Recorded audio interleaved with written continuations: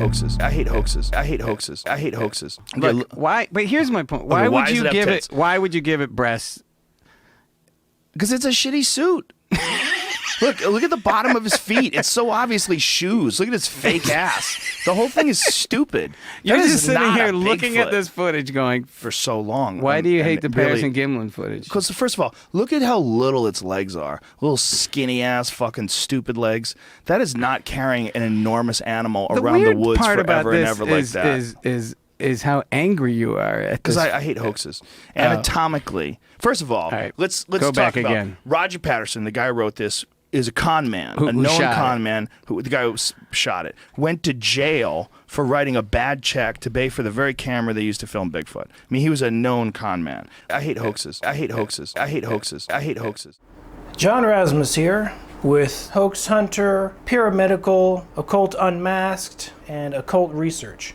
Some comments get deleted because they're malicious, they're trolls, but I will mention a comment that was deleted.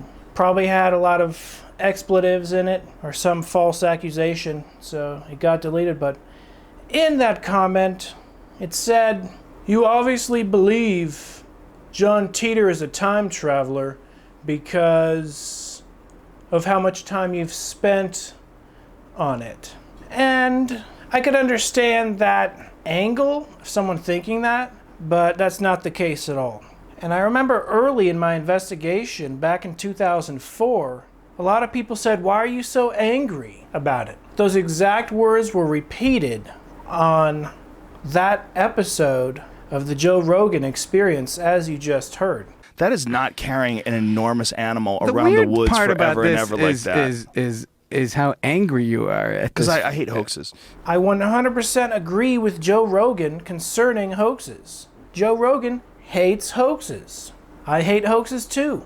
I mean, depending upon the hoax, what type of hoax it is. Some hoaxes are totally innocent. Some hoaxes are really conniving and scheming. Some hoaxes attempt to fool people to trick them out of money. Some hoaxes are designed as an art piece, I guess you could say. But the word hoax usually has negative connotations. The Patterson footage, Bigfoot, for example. Bigfoot is a hoax. For the most part, you're not going to find any authentic video of Bigfoot in your lifetime. Because I did mention this on a previous video where I talk about Bigfoot.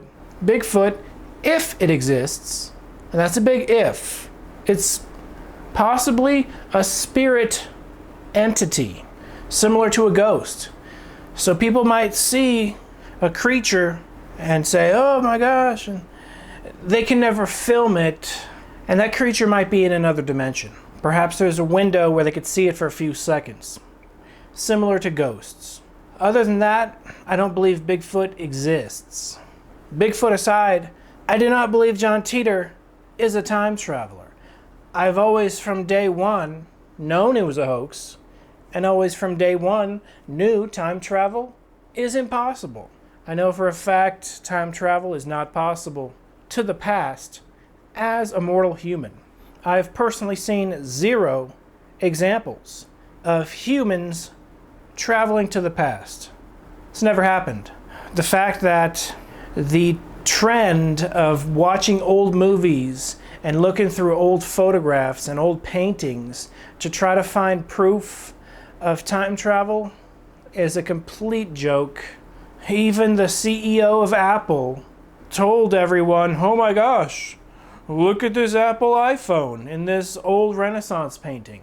Obviously, he was playing around and joking. You judge for yourself. Does this look like an iPhone? No, not even close. Is this a cell phone in this old Charlie Chaplin movie? No, it's not. It's a hearing aid. I don't have to defend thing after thing after thing. They debunk themselves. Time will tell.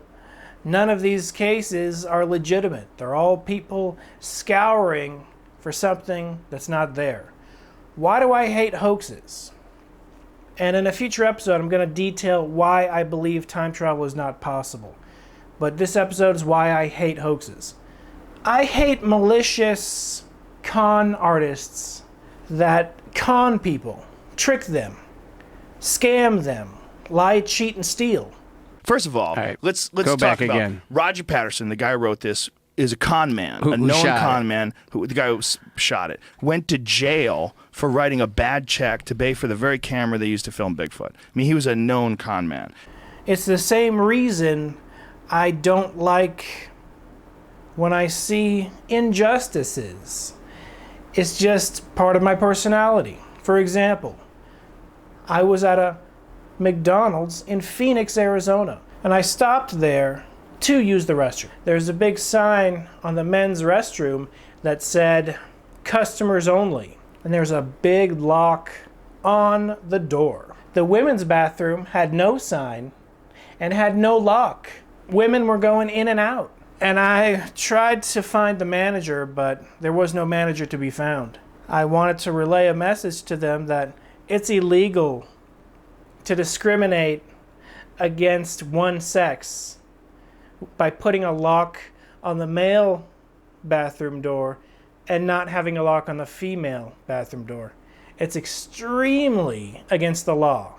But that type of injustice, when I see something like that, sure, it personally affected me, but I wanted the manager to know that it's against the law. The same reason I don't like that injustice is the same reason I hate hoaxers. Now, it's a totally different thing. The manager made a really stupid, sexist mistake with the lock on the male's bathroom door. But a scammer and a schemer and a hoaxer, usually they're doing it for fame and money. Money and fame, fame and money. Occasionally, they'll do it for something other than fame and money, just for fun. Yeah, I guess if they do it anonymously, and they don't make a penny off of it. But even their anonymous pseudonym could be famous, and they could have done it for that. Concerning John Titor, I'll talk about that in the future. And I did tweet that I don't think the core of the John Titor hoax was done maliciously. They did make a few bucks off of it, but I don't think any great sum of money was ever made by the original hoaxers. There are Japanese anime cartoons that reference John Titor on a regular basis. It's actually a cult, little obscure fandom going on with that in Japan. And so I don't know if a full anime, maybe just mentions of it, but definitely like a comic book or an anime series or an anime movie could most definitely become popular. They could even license action figures. That's what I would probably do if I owned the John Titor rights. But why I hate hoaxes? Well, I remember before the John Titor hoax, there weren't too many internet hoaxes. But one internet hoax that comes to mind is the Wingmakers hoax. There's this guy who made a lot of mediocre music, mediocre paintings, and wrote mediocre poetry. Kind of reminds me of me, because I've done all those. But he got Wingmakers whatever, a website. He posted it all anonymously, and he claimed all of this stuff was found in a cave. And that this stuff found in a cave is obviously made in the future. But it was a lot of mediocre artwork that only became known and saw and heard and read because of the lying, cheating, scamming twist that he put on it. Dude did it for fame and money, period. No other reason. You know, he wanted people to see his artwork, and that's understandable. But that website, I believe, was anonymous and never came clean for a couple years. Years went by, and then he finally was like, all right, whatever. Maybe someone caught him. I haven't really researched the case that much. I just remember articles popped up, Wingmakers hoax, blah, blah, blah. And I did, while he was still unknown, I did listen to some of the music. I did read some of the poetry. I did look at some of the paintings. And to someone, it might have been a masterpiece. So I'm not dissing the artistic integrity from certain people's perspective. I'm not the know-all, be-all concerning art. Art is very objective. But scheming, scamming, hoax, not a fan. It's like if he presented the artwork without this twist, it would have been untainted. I would have still thought it was mediocre because I remember looking at the artwork. Someone sent me the link, and I wasn't even sure about the twist of the time travel until after I saw a few of the things. When I read on the website that it's from the future, I was like, yeah, right. This stuff could have easily been made 2 months ago and plopped up on a website. Andrew Basiago, for example, not a fan. He's a hoaxer. Every part of his time travel story concerning a government program where he was sent into the past is 100% fabricated. Now, I don't know whether Andrew Basiago is crazy. I don't know if he even knowingly knows it's a lie, because he's so good. He's a professional lawyer. Lawyers are professionals at being smooth talkers and can smoothly convince a jury. It's their job. They get paid. There are good lawyers and bad lawyers. I don't know anything about his history. Maybe he's a great lawyer. Maybe he's a good guy. I never met him. My only opinion of him is I know for a fact he isn't the little boy on that Lincoln photograph. I know for a fact he was never involved in any government time travel experiment which successfully sent humans back into the past, because there has never been a time travel government experiment ever in the history of Earth that has successfully sent humans back into the past. I thoroughly researched the Montauk Project. I thoroughly researched the Philadelphia experiment. I didn't mention all of my thorough research on the Montauk Project even yet. I just mentioned something I found long after my research of where I believe Preston Nichols was inspired from certain movies that he watched. He's a huge sci-fi fan, and I believe a lot of the movies he watched he incorporated into the story, which he either made up or maybe he's a little bit out there. I don't like to assume people are crazy. It sounds bad. A lot of people have said I'm crazy. Some of my videos are art pieces, and I'm going to make a video explaining why that's the case. That's the case because it's extremely boring just doing a vlog of what happened on your day. It's extremely boring just doing hoax hunter videos. To me, it's extremely boring sticking to one subject. And I've always been an artist. I've always received an A, if not an A+, in every single art class I've ever taken. High school, college, university. I've always received A's and A+ in every single art class I've ever taken. Drawing, painting, sculpting, graphic arts, you name it. I've taken a lot of drawing classes, a lot of painting classes. If you always get an A in a subject, that's your talent and stick with it. Painting professionally is extremely difficult to do. Very few painters, unless they paint houses and fences, professionally paint. I did try to sell a couple paintings, didn't pan out. Maybe I'll try it again one day. In my video where I showcase I'm an actual artist, you will see some of my paintings. But I hate hoaxes because I hate the intent behind the scammers and the schemers. People that innocently do it, I'm cool with. But concerning hunting hoaxes all day and finding people that scam and scheme, it branches off into a world which I'd rather not bother with. Which is why I wanted to focus on paranormal hoaxes. And then I branched into the paranormal generally speaking. And I branched off into the occult. And I'm going to make art videos. I'm going to make occult unmasked videos where I research occult subjects, give my opinion on them. I'm going to watch different YouTube channels, occasionally respond to an entire channel like I did with Steve Huff, TVC Mario. As long as it's paranormal related, I will respond here and there, but I'm not a response channel. But I'm going to try to pick my targets carefully. You know, Norm Macdonald said, choosing your targets wisely is something he learned over the years as a comedian. He doesn't make fun of people he knows are going to be really hurt by the joke. And if I've hurt anyone with any of my videos, I apologize. Not a fan of schemers and scammers. And what I feel are people pushing disinformation, whether they know it or not. Some people unknowingly just churn out incorrect information. Some people are channelers that actually channel false information from demonic entities, believe it or not. Some people are conduits of the light and churn out nothing but positive.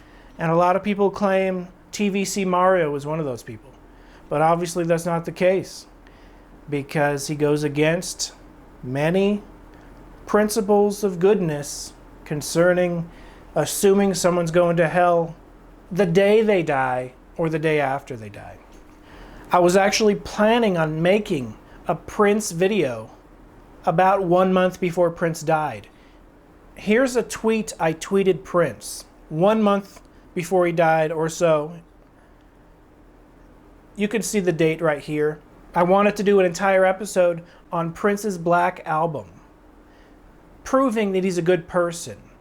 Prince withdrew this album twice, proving he's a good person. I'm going to do an entire episode on it. It has nothing to do with his death, because I 100% planned this episode before he died. I planned it at least 1 month before he died. I even tried to purchase the album in vinyl, which is, I believe, a bootleg version, and it was too expensive, so I wasn't able to snag one. And now that he's gone, it's going to be extremely expensive, but I'll try to get a copy of that. But the reason I didn't do it is because I have literally 50, 60, 70 episodes planned. And with a job and only being able to do these episodes on the weekend, you know, someone made a comment, "Oh, you just throw those together on the weekend, huh?" Don't know what the rest of the words that they said were, but this isn't a Hollywood studio. I don't have a budget for 99% of my videos. And the videos I do have a budget for usually end up with 100 views or less. I just have pretty bad luck with my budgeted videos. But perhaps in the future I will get a professional camera, have a budget, be able to travel the world and visit haunted houses, visit people, do interviews, whatever the case may be. I always wanted this show to be like Unsolved Mysteries, hosted by Robert Stack, crossed between Sightings, hosted by Tim White, crossed between In Search Of, hosted by Leonard Nimoy. And I always liked the artistic element of fictional shows, such as The Twilight Zone, starring Rod Serling, and The Prisoner, starring Patrick McGoohan. So I try to have all these elements going, but sometimes it falls flat and it doesn't work perfectly. I try my best, I do my best. Do it on the weekend, don't make great revenue. It'd be amazing if I did make great revenue. And let's face it, I made like 4 or 5 David Bowie videos a month before he died. And those videos spiked the channel. And so I call that the Bowie bump. And it's never going to happen ever again. Or maybe it will. Sometimes I do have dreams or just really strong impressions. I had extreme strong impressions before David Bowie died. I pre-ordered his album. I had pretty faint impressions before Prince died. Not as strong as Bowie, but strong enough for me to think of an episode and tweet him. And it's not only famous people, non-famous people. I think about them right before they die sometimes as well. Could be coincidence, but I personally believe I do have a little bit of intuition concerning those things. I had a dream last night about Johnny Depp. He was in a commercial. And I'll detail that dream possibly in a future episode. I thank you for watching. This has been John Razimus with the John Razimus channel. Be seeing you.